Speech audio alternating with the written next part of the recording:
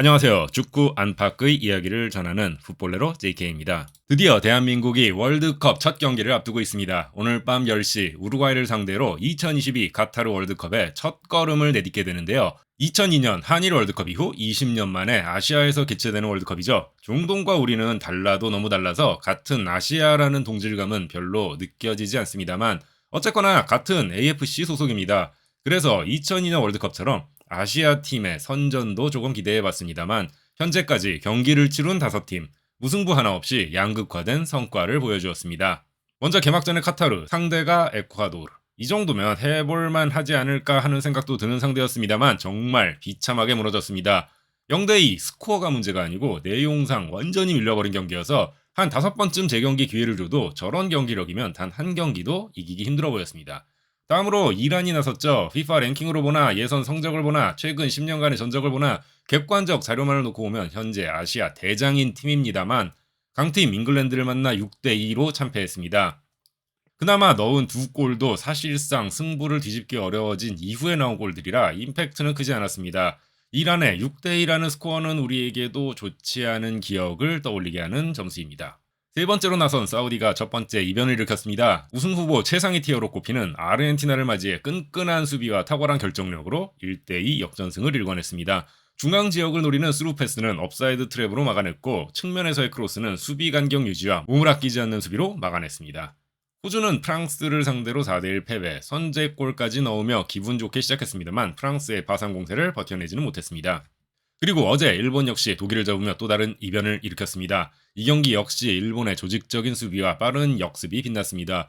독일이 방심했던 것 같기도 하고 2018 러시아 월드컵부터 보면 독일이 1승 3패째 기록한 건데 독일이 1승 3패를 기록한 것도 놀랍지만 그중 2패를 아시아 팀한테 당한 게 더 웃기네요. 그리고 오늘 한국이 나섭니다. 상대는 우루과이. 전력상 열세인 것은 분명합니다만 사우디도 일본도 전력상 열세였던 것은 마찬가지였습니다. 이들이 이길 수 있었던 이유는 무엇일까요? 앞선 5경기 가운데 그냥 실력 자체가 없이 개최국 자격으로 출전한 카타르는 일단 빼고 이란, 사우디, 호주, 일본의 경기를 보죠. 이란은 아시아 예선을 치룬 방식과 스타일을 바꾸지 않았습니다. 잉글랜드와의 개인 기량 차이 때문에 경기가 밀리긴 했습니다만 슈팅 13대8, 박스한 슈팅 10대6으로 자신들의 플레이를 시도했습니다. 노력과 투지만으로는 극복할 수 없는 실력 차였다고 봅니다.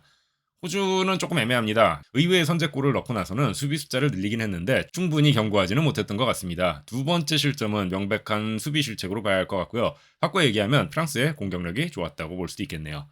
반면 사우디와 일본은 상대와의 전력차를 인정하고 스타일을 바꿔 철저하게 실리를 챙겼습니다. 점유율을 포기하고 촘촘한 수비 조직력에 공을 들였습니다.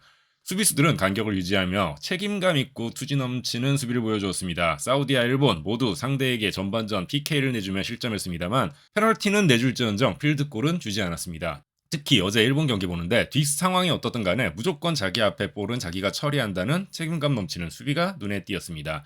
사우디는 알힐랄에서 발맞춰온 선수들의 조직력이 큰 역할을 했다고 봅니다. 공격에서는 운도 당연히 따랐습니다. 두 경기를 보면 스탯상 확연한 열세였음에도 불구하고 적은 기회를 잘 살렸습니다. 사우디는 유효슈팅 2개, 일본은 유효슈팅 3개에 불과했습니다. 아르헨티나가 유효슈팅 6개, 독일이 9개를 기록하고도 필드골을 넣지 못한 것과 대조적입니다. 사우디와 일본의 득점 장면을 보면 알겠지만 절대 쉬운 골들이 아니었습니다. 실력도 실력이지만 적은 슈팅 숫자로 이런 골들을 넣기 위해서는 운도 필요합니다. 한국, 저는 우루과이전의 승부처도 여기 있다고 생각을 합니다. 감독 취임 이후 내내 한결같은 스타일을 고수해온 벤투가 이 경기에서도 같은 스타일로 나선다면 승산은 희박하지 않나 봅니다. 월드컵은 아시아 무대와는 다릅니다. 우리가 실력으로 누를 수 있는 상대는 많지 않은 무대입니다. 실력차를 인정하고 실리를 챙기는 전략을 펼치는 게 가능성을 높이는 방법이라고 생각합니다만 이렇게 얘기하면서도 솔직히 벤투가 갑자기 플레이 스타일을 바꿀 것이라고 기대하지는 않습니다. 아무튼 응원을 지켜봅시다. 언제 우리가 월드컵에서 쉬운 경기를 한 적이 있긴 합니까? 말 많고 탈 많았던 벤투도 이제 마지막 무대 4년간의 준비와 노력이 어떤 성과로 나타날지 지켜보겠습니다. 오늘 영상은 여기까지입니다. 시청해주셔서 감사합니다.